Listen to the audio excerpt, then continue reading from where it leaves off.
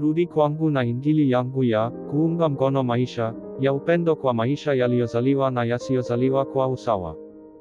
In nomine Patris et Filii et Spiritus Sancti. Amen. Laudetur Jesus Christus. Maisha yote ni yangu, asema Bwana, na hakuna anayeruhusiwa kwa hiari kuharibu uhai wa binadamu au kuruhusu uharibifu wake, bila kukabili ghadhabu na hukumu yangu, kwani kulipiza kisasi ni kwangu. Msiadanganywe, ndugu zangu. Shetani hagawii mamlaka, na kama inaonekana anafanya hivyo, basi wale wanaonufaika nayo, lazima walipe gharama kubwa kwa roho za binadamu.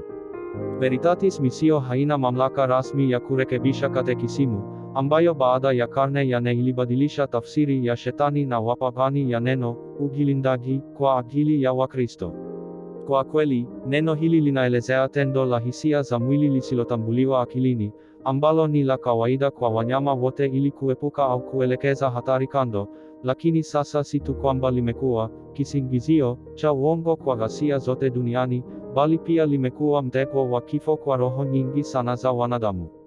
Hata hivyo, kwa msaada wa Yesu, utakuwa na nguvu ya kukataa dhana hii ya ghasia na kuchagua kumtii yeye, hata kama itamaanisha kupoteza maisha yako ya starehe kama tishio kwa jamii ya kisasa iliyojengwa na kudumishwa kwa ghasia.